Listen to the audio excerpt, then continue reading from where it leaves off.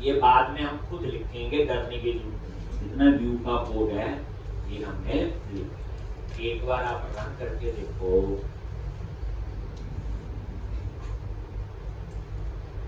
साथ साथ प्रैक्टिस होनी चाहिए। एम्प्लॉय लिस्ट पे क्लिक किया, अभी तो खैर टेबल में डाटा है इसलिए डाटा नहीं आएगा। ये देखिए, ये एम्प्लॉय लिस्ट आ गया हेडिंग, ये वही ग्रेड न्यू, और ये नेम एड्रेस सैलरी, और ये देखो ना बॉर्डर आ गया ना ऊपर बना हुआ पूरा। जब डाटा होगा तो डाटा यहाँ आए। लेकिन मेरे मन में एक चीज आई, हम यहाँ चेक लगाते हैं, ये टेबल तभी नजर आए जब टेबल में डाटा हो, नहीं तो वहां लिखा आ जाए नो डेटा फाउंड। अगर नहीं है, ये तो चाहिए है, क्रिएट न्यू तो चाहिए है नया रिकॉर्ड डालने के लिए। तो इसके नीचे हम क्या करेंगे, यहाँ पे हम कंडीशन लगाएंगे, अगर डाटा है तो टेबल आए, डाटा नहीं है तो टेबल ना आए। मिनिमाइज किया और वही इंडेक्स पे आ, तो ये पूरा टेबल बना हुआ। जो भी कहानी थोड़ी बहुत तो आपको पता चल, यही बात है। ये पूरा टेबल बना है, ये देखो। इस टेबल के ऊपर यहाँ लगे टेबल से प्लस माइनस पे ना, ये एक्सपैंड प्रेस लो, तो ग्रेड का तो मेरे को चाहिए। अब यहाँ पे इफ कैसे लगाते हैं देख लो, ये रेजर के सिंटेक्स है, ऐड करेक्ट लगता है इसमें। और मैंने लिखा यहाँ मॉडल। अब ये किसको एक्सेस करेगा, जो ऊपर ऐड है, जो ऊपर ऐड है। तो model dot any tech launch, ये मॉडल किसको एक्सेस कर रहा है, जो ये मॉडल ऊपर ऐड है। और ये क्या है, कलेक्शन है। तो मॉडल डॉट एनी बताता है कि इसमें डाटा है कि नहीं। एनी पे F12 प्रेस करो, अभी पता चलेगा। ये लो, ये लिखा हुआ, क्या लिखा हुआ, एनी। ये देखो किसमें, इनम्बरेबल, ठीक। और रिटर्न टाइप क्या है, बूलियन। और ये स्टैटिक मेंबर है, तो मैंने लिखवाया हुआ स्टैटिक मेंबर को क्लास के नेम के साथ एक्सेस कर सकते हैं। तभी मैंने क्या लिखा वहां पे, मॉडल डॉट एनी। मॉडल क्या है, कलेक्शन है। मॉडल क्या है आपकी, कलेक्शन। और एक चीज नोटिस की, स्टैटिक क्लास है, इसका ऑब्जेक्ट बनाने की जरूरत नहीं होती। स्टैटिक क्लास में सारे मेंबर क्या आपके, देखो नीचे तक स्टैटिक। कोई पूछ रहे क्या स्टैटिक क्लास में नॉन स्टैटिक मेंबर हो सकते हैं, नहीं। अभी के हिसाब से देख लो, हमने नहीं बनाया, वही माइक्रोसॉफ्ट ने बनाया।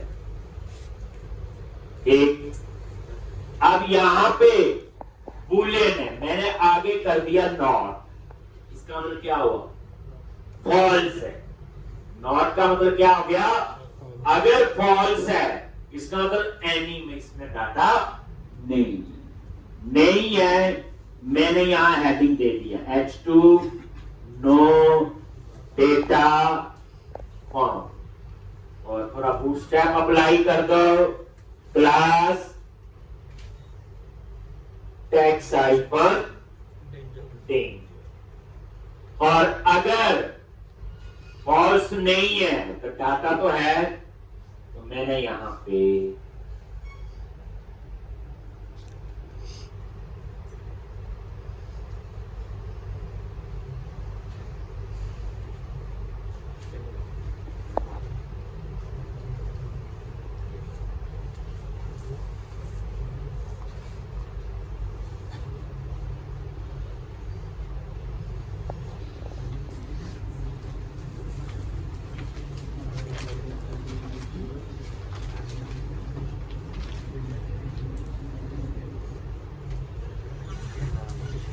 एक, अगर है तो ऐसी में जाएगा, अगर नहीं है यानी अगर फॉल्स है, ये तो नॉट लगानी है ना, नॉट का मतलब है। अब आप ये देखो ये सारी ब्रैकेट ना आगे पीछे आ रही, फॉर्मेट नहीं, तो आप साथ साथ आगे से कोड को ना फॉर्मेट कीजिए, थोड़ा देखने में अच्छा लगता है। कैसे करोगे? सिलेक्ट कर लिया, कंट्रोल प्लस के प्लस डी, वो देखो कंट्रोल प्लस के प्लस डी, किसके लिए हो गया? फॉर्मेट करने के लिए कोड को। वो देखो आगे ना प्रॉपर जैसे आने चाहिए, के कंट्रोल प्लस के प्लस डी। अब यहां पे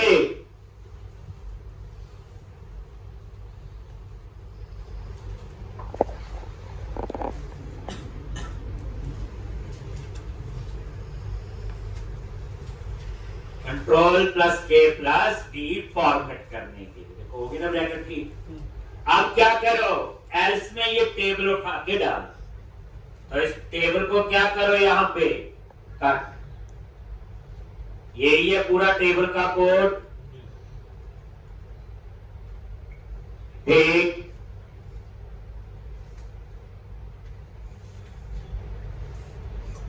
तो सिलेक्ट कराओ और कट कर दिया, पूरा टेबल आ गया और इसके अंदर पेस्ट समझ के बिल्कुल लो। बस तो मैंने क्या किया, ये एल्स में ये टेबल ठीक कट पेस्ट कर दिया ना, देखो पूरा ठीक है जी। अब आप इसे देखो रिफ्रेश करके, ये देखो चेंजेस आपको अभी पता चल जाएंगे। नो डाटा, ठीक है जी। चलो देख लो एक बार ये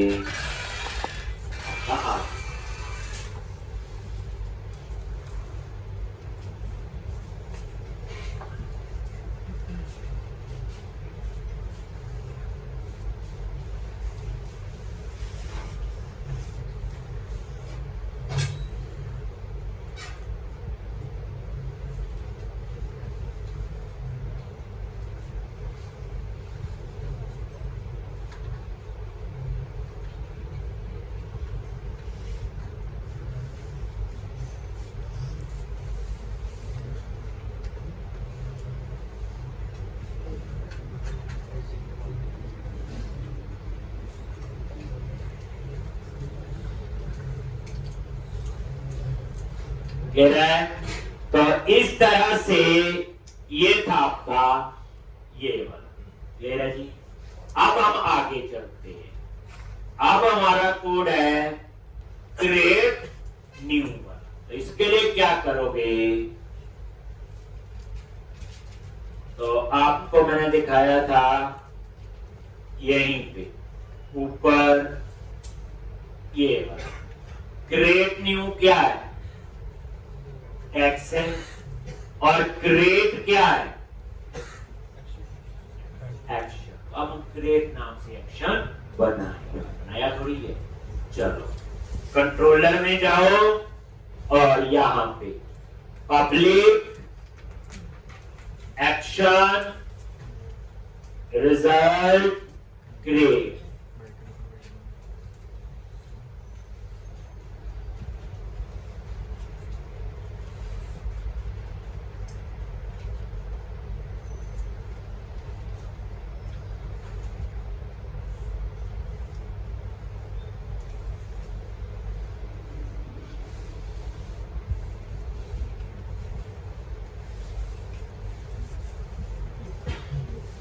पब्लिक एक्शन रिजल्ट क्रिएट।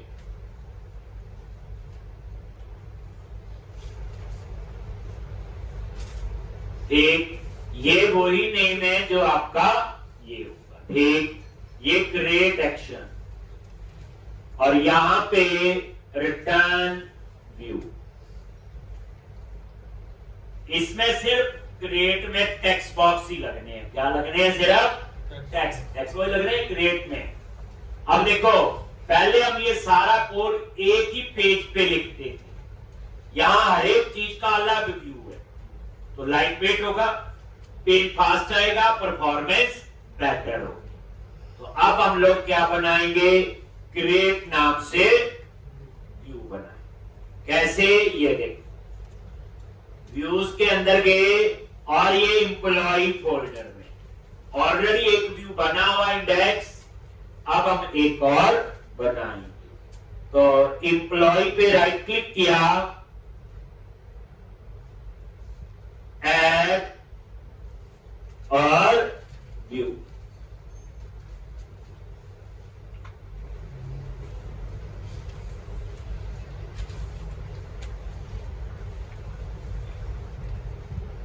और यहां पे MVC5 व्यू और ये ऐड एक,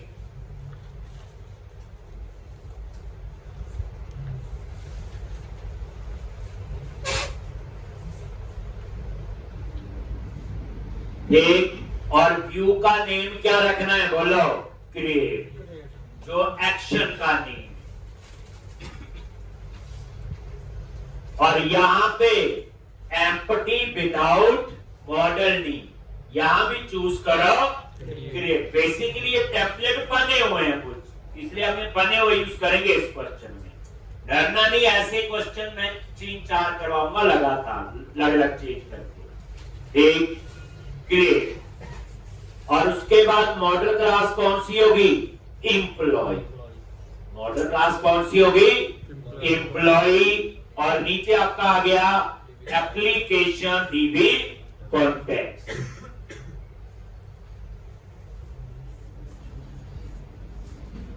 और ऐड कर, अब ये क्रिएट का टेम्पलेट अपने आप बन के आ जाए।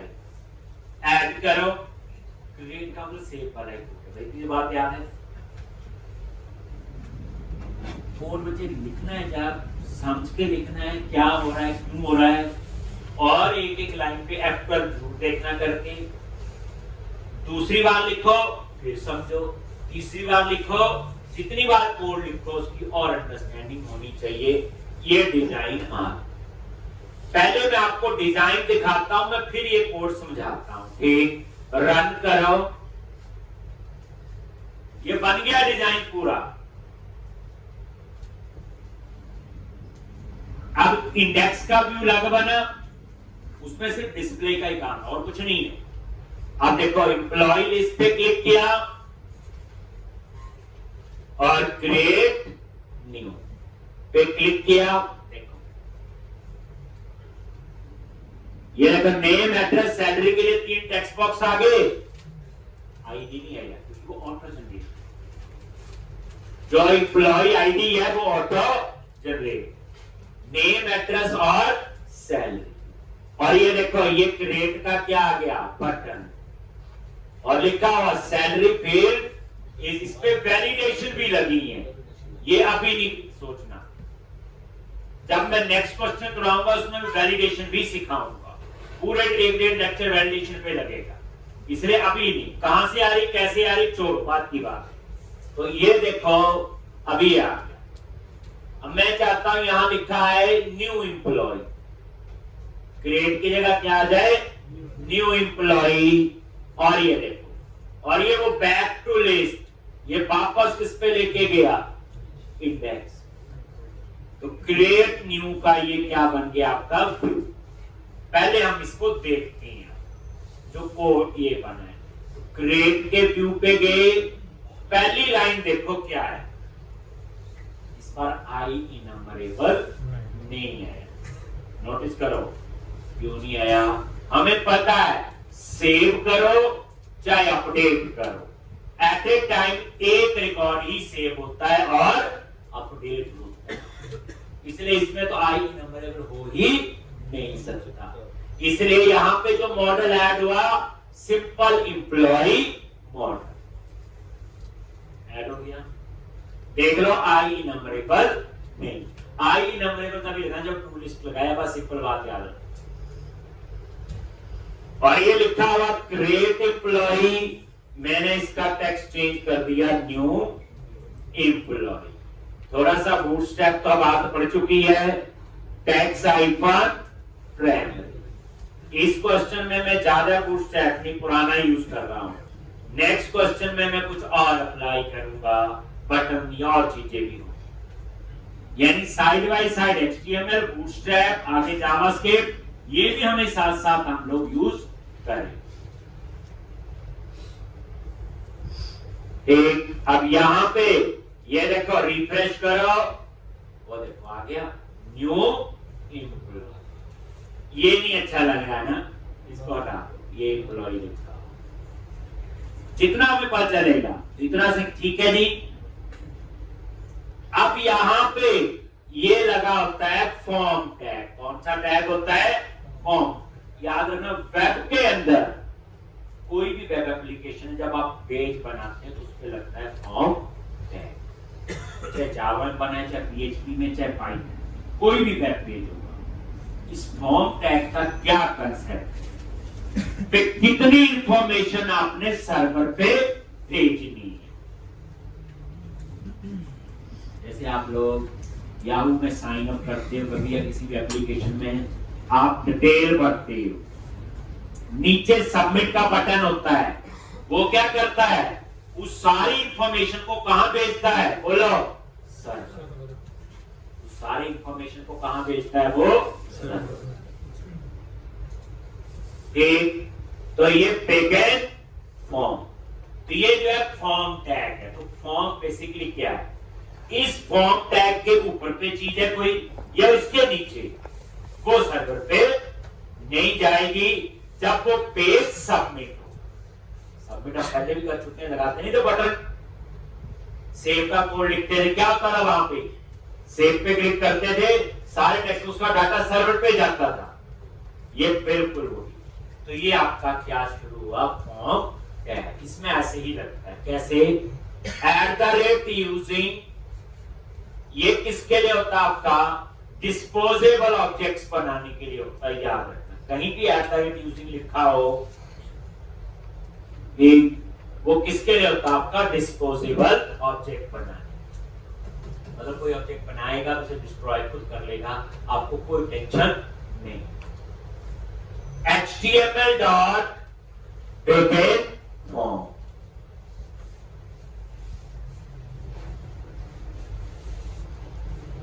HTML dot backend form।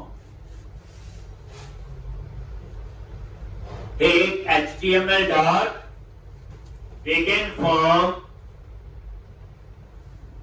ये फॉर्म टैग शुरू हो गया। क्या हो गया? स्टार। और ये कर्ली ब्रैकेट, और यहां पे जाके नीचे क्लोज होगा, जहां पे वो कर्ली ब्रैकेट क्लोज।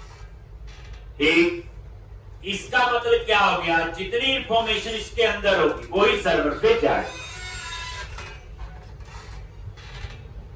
एक फॉर्म टैग कुछ नहीं है बच्चे, एक बैग है, उसमें सामान डाल, वही बैग सर्वर पे जाएगा। साइड वाइड में जो बाहर पड़ा है सामान, वो सर्वर पे नहीं जाएगा जब सबमिट होगा। जैसे ये देखो, ये बैकएंड फॉर्म हो गया शुरू यहां से। ये जो लिखा हुआ @html.anti-frozy token, ये सिक्योरिटी के लिए, ये लिखा रहने दो, इसको कुछ नहीं करते। अब उसके बाद जो जो चीजें समझ पाएंगे वो ही बताऊंगा। ये एम्प्लॉय आ रहा है वहां पे, जो कह रहा है अच्छा नहीं लग रहा है, तो इसको यहां से हटा। ठीक, हटा दिया। और ये देखो, यहां पे रिफ्रेश करो, ये हट। अब यहां पे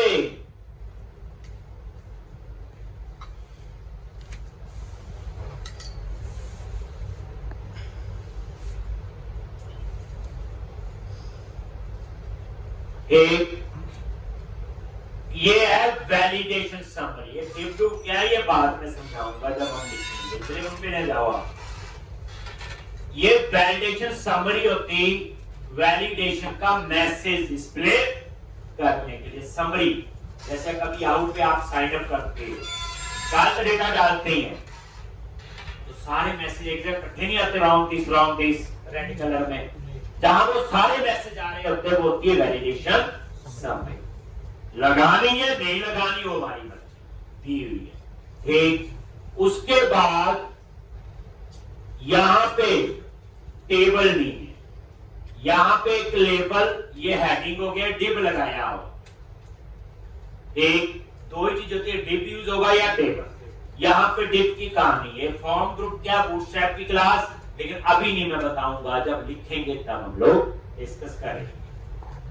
ये लेबल 4 किसके लिए होता है, कॉलम का नेम उठाने के, जैसे डिस्प्ले नेम 4,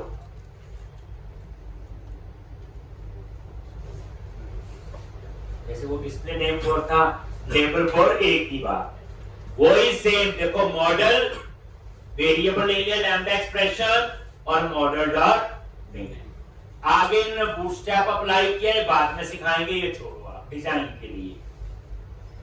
तो इससे क्या करेगा, कॉलम का हेडिंग आएगा, और ये जो नीचे है एडिटर 4, ये टेक्स्ट बॉक्स के लिए, किसके लिए, जो टेक्स्ट बॉक्स आपको नजर आ रहा था, आप डिजाइन में नजर मारो क्या आ रहा है, ये लेबल 4 से आ रहा है नेम, और ये एडिटर 4 से आ रहा है टेक्स्ट बॉक्स, एक ये वो है। अब ये टेक्स्ट बॉक्स किसके लिए है, नेम के लिए, एक। उसके बाद ये बाकी बाद में, ये जब हम खुद लिखेंगे बूटस्ट्रैप तब आपको बताएंगे, इसलिए बाकी छोड़ो। ये होता है वैलिडेशन मैसेज 4। अब वैलिडेशन मैसेज 4 और वैलिडेशन समरी में क्या फर्क है, वैलिडेशन मैसेज 4 में सिर्फ उसी का मैसेज आएगा जो आपने यहां दिया, जैसे नेम है, तो यहां नेम का ही मैसेज आएगा, नेम को खाली नहीं छोड़ सकते, जैसे भी वैलिडेशन लगी हो, ठीक। वैलिडेशन समरी में तो सबके आए फर्क, तो ये उसके लिए मैसेज 4 आ जाएगा नेम। अब इसी तरह दोबारा देखो नीचे, लेबल 4 किसके लिए, एड्रेस, एडिटर 4 किसके लिए, address,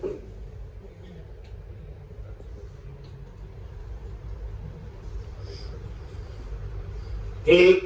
validation message 4, validation message display करना,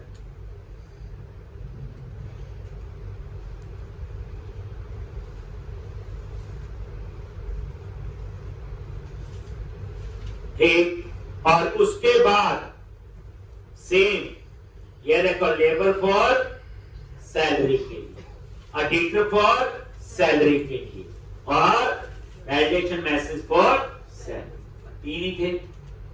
अब ये समझो, ये लगा हुआ एक बटन इनपुट टाइप सबमिट, जब आप इस बटन पे क्लिक करोगे तो रिक्वेस्ट सर्व पे जाएगी, और कितनी इंफॉर्मेशन सर्वर पे लेके जाएगा, जितनी इस फॉर्म के अंदर है।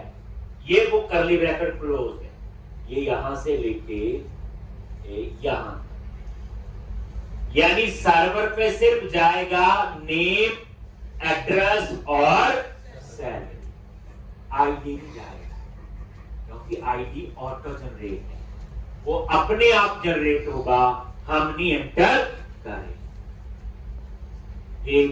तो ये जो है वो आपका सबमिट का बटन, ठीक। अब ये देखो, ये सबमिट का बटन है, आप चाहते बटन अच्छा नहीं लग रहा है तो बटन है, तो इसके ऊपर बूटस्ट्रैप हम चेंज कर देते हैं, कैसे करोगे, अभी वो तो कर ही जाए ना, क्लास है ना, इन्होंने लिखा हुआ PTN, डिफॉल्ट, मैंने इसकी जगह कर दिया PTN इन्फो। तो टेक्स्ट चेंज करना हो तो टेक्स्ट, बटन चेंज करना हो, ये देखो PTN, अभी देखना क्या फर्क है आगे, ठीक। नहीं जी, मुझे तो PTN प्राइमरी, वही जैसे ऊपर वाला है, यानी आप ऐसे याद रखना लॉजिकली, टेक्स्ट बॉक्स है, टेक्स्ट चेंज करना तो text primary, text info, text debtor, text something, button है तो PTN, बस तरीका। जैसे टेबल है तो टेबल, ये रिफ्रेश करो, ये सेम आ गया ना, ये भी प्राइमरी की था और ये भी प्राइमरी, नहीं, हमें तो चाहिए डेंजर। डेंजर देख लो, नहीं जी डेंजर नहीं चाहिए, हमें चाहिए सक्सेस। मतलब ये है कि हम बूटस्ट्रैप इस तरह से यूज करेंगे, हमें एक में आ गया तो सब पे आ, नासिब वही है टैक्स सक्सेस, टैक्स अगर टैक्स चेंज करना है। और अगर आपने बटन बनाना है तो क्या लिखोगे, BTN BTN BTN BTN BTN करके आप लोग, थोड़ा देखने में अच्छा लगा, बाकी मैंने कुछ नहीं। Next,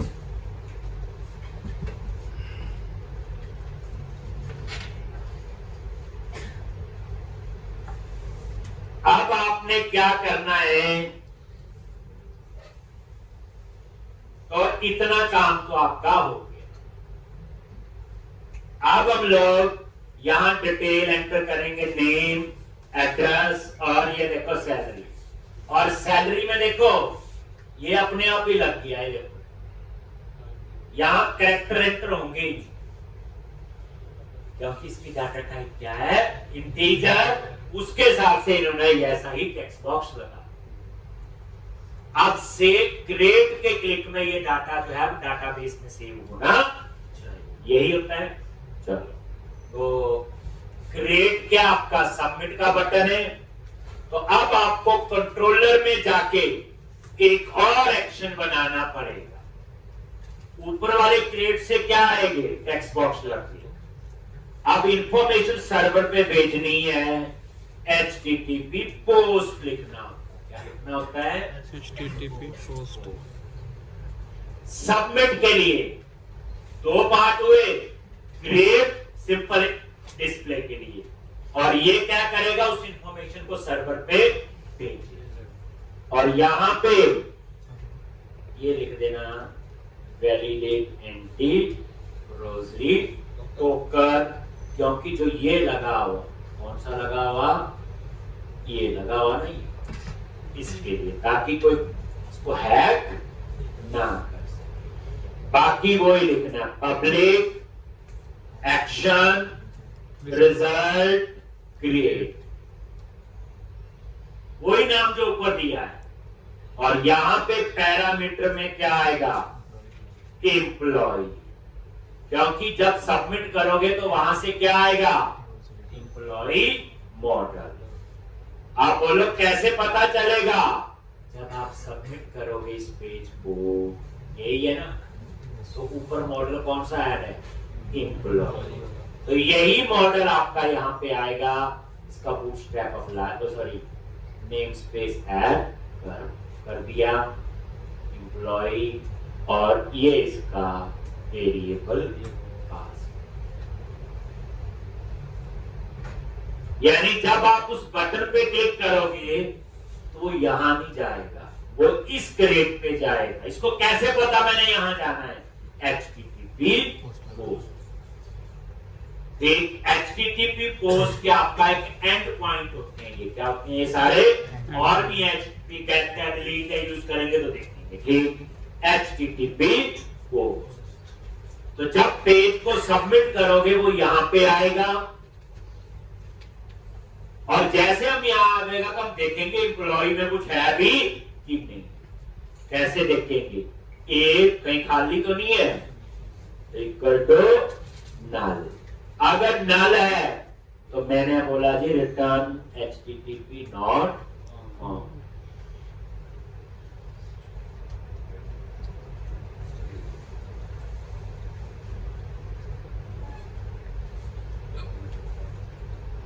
HTTP not on। अगर नल नहीं है,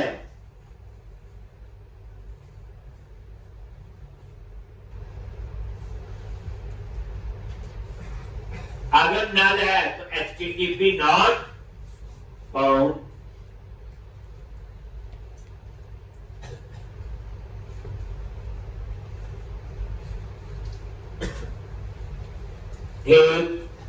एम्प्लॉय अगर नल है तो आगे का कोड नहीं चलेगा। रिटर्न क्या करेगा, यहीं से बाहर भेज देगा कि वहां आ जाएगा HTTP नॉट ऑन। अब अगर है तो हम कौन सा कोड लिखते हैं? सेव। अब यहां कोई सीक्वल की क्वेरी नहीं लिख रहे, ये सारे सिंटैक्स एंटिटी फ्रेमवर्क। क्या लिखोगे यहां पे? Context dot employees dot add और ये पास, और यहां पे कॉन्टेक्स्ट डॉट सेव चेंज। ये देखो context dot employ dot add, जिसका डाटा सेव करना है, और वो सेव होगा जो हमने यहां पास किया होगा। और सेव करने के लिए ये लाइन लिखनी जरूरी है, सेव चेंज।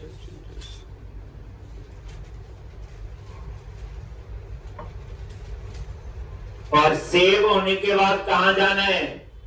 रिटर्न, ये देखो रिडायरेक्ट टू एक्शन। और किस एक्शन पे बोलो? इंडेक्स। देख लो यहां कोई ये नहीं लिखना इंसर्ट इनटू और कनेक्शन ओपन करना भूल गए, ये हो गया वो हो गया, पैरामीटर ऐड कुछ नहीं करना, बस सीधा context dot employ dot add किसको? इसको। लेकिन ये सेव तब करेगा जब आपने सेव चेंजेस लिखा है। और सेव होने के बाद कहां जाए? Redirect to action. एक्शन का नाम है इंडेक्स। फिर इस पे जाएगा और फिर ये वाला कोड अपने आप चल जाएगा, रिटर्न रिडायरेक्ट टू एक्शन। हमें नहीं समझाया, फिर क्या करो? यहां पे लगाओ ब्रेक पॉइंट। पहली बार कोई कोड लिखो उसको टेस्ट करो ताकि और पता चले। एक ब्रेक पॉइंट,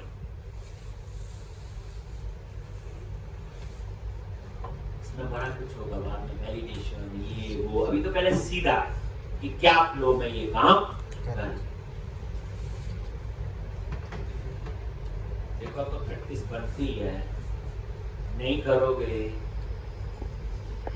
तो दिल्ली जरूर है। जो सिंपल जिस बच्चे ने 4-5 चीजें कर ली उसको समझाने से रहा, बेचारा कोशिश भी कर लेगा। ऐसे कभी जैसे था ना, यहाँ टक्कर मारेगा वहां टक्कर मारेगा। ये बिल्कुल कॉन्टिन्यूस प्रैक्टिस चाहिए, अच्छी प्रैक्टिस चाहिए।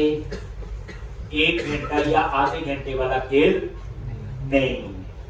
और बच्चे अभी तो मैंने पढ़ाना शुरू किया भी नहीं, अभी तो सिर्फ आपके बेसिक चीजें ठीक कर रहा हूं मैं। बाकी जब प्रोजेक्ट शुरू होगा, एक महीना होने को आ गया है, 1 महीना और पढ़ाना है, फिर हम प्रोजेक्ट पे ही काम करें। और अब मैक्सिमम टाइम हमारा एमपीसी पे होगा क्योंकि काफी ज्यादा यूज होता है और ये हर लैंग्वेज में। अब आप लोग यहाँ पे रन करो, हमें नहीं समझा लिख दिया तो ब्रेक पॉइंट लगा लिया। यहाँ पे देखो ये बता गया ना ब्रेक पॉइंट कैसे लगाया। सामने क्लिक करो, लग गया, हट गया है। ठीक, यहाँ पे आके प्रोग्राम रुक जाएगा। समझती है क्या कर रहा है, कैसे कर रहा है।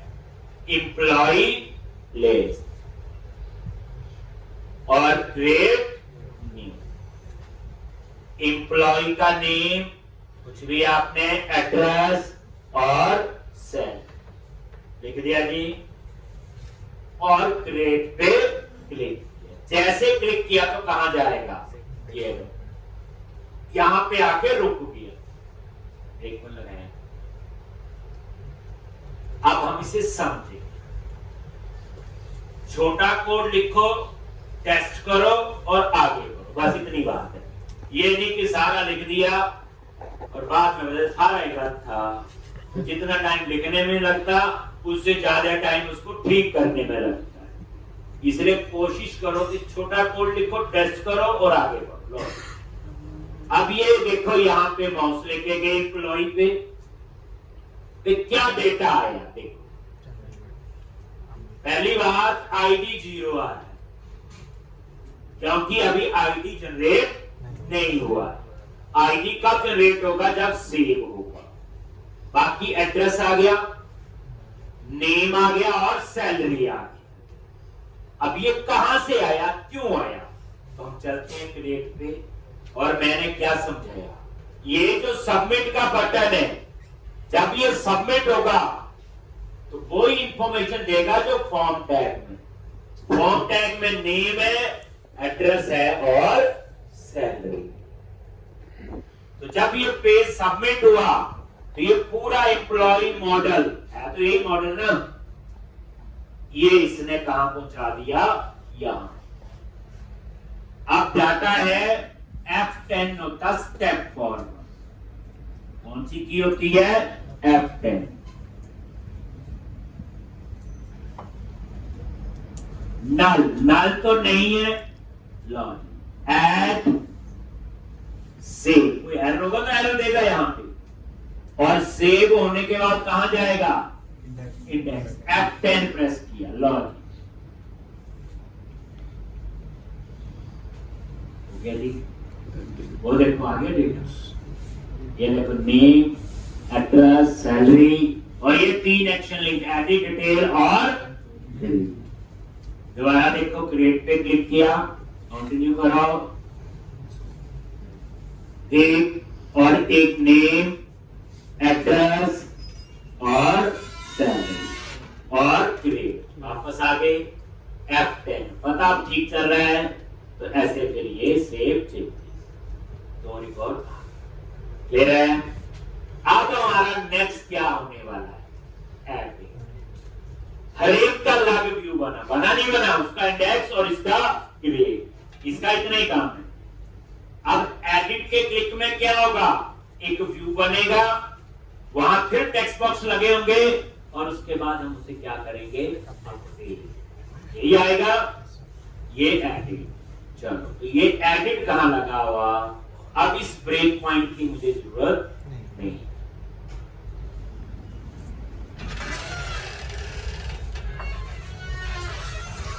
और यहां पे इंडेक्स, और ये देखो, ये है वो एडिट। तो ये एडिट टेक्स्ट है, ये तो आप कुछ भी रख सकते हो। ये एडिट एक्शन है, ठीक है जी। एक्चुअल में ये फाइंड का कोड है, देसी उसमें बोले जो हमने पहले किया हो। अब किस इंप्लॉय को एडिट करना है तो यहां हम उसका पास कर रहे हैं पैरामीटर। और याद रखना, जो एडिट नाम का मैं एक्शन बनाऊंगा, पैरामीटर का नाम ये वाला होना चाहिए। अगर आईडी की जगह ENO लिख दिया तो वहां मुझे ENO लिखना है, इसलिए ये पैरामीटर का नेम। और ये आइटम डॉट आईडी तो डाटाबेस से आ रहा है, क्योंकि ये देखो ये लूप में ना आइटम यहां जैसे नेम, एड्रेस और सैलरी। तो इस तरह से अब हम बनाएंगे एडिट नाम का एक्शन। लॉज क्या बनाएंगे? एडिट नाम का एक्शन। यहां पे पब्लिक एक्शन रिजल्ट क्या नेम होगा? एडिट। पैरामीटर का नाम आईडी, ये आप याद रखो। और यहां पे क्या आएगा? फाइंड का। ठीक,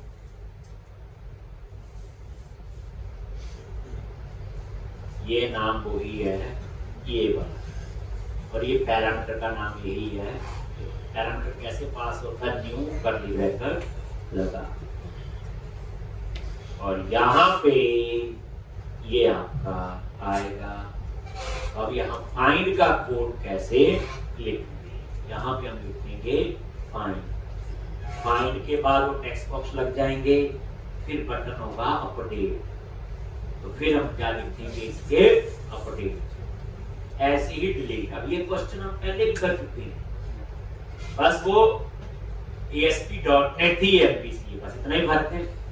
सेव अपडेट तो किया ही हुआ, सोच वही है। फाइंड, सेव, डिस्प्ले, डिलीट, वही है सारा कुछ। yes, अब MVC में कैसे लिखते हैं ये मैं आपको सिखा जी। तो मेरे ख्याल से आज इतना कर लेते हैं, मैं आप गुस्सा ना कर लें, छुट्टी नहीं दी तो 10 मिनट की छुट्टी है आपको दशहरे की प्रैक्टिस करो, कल हम लोग आगे करें। बच्चे समझ के कोड लिखना है, बस इतनी कोशिश आपने करनी है।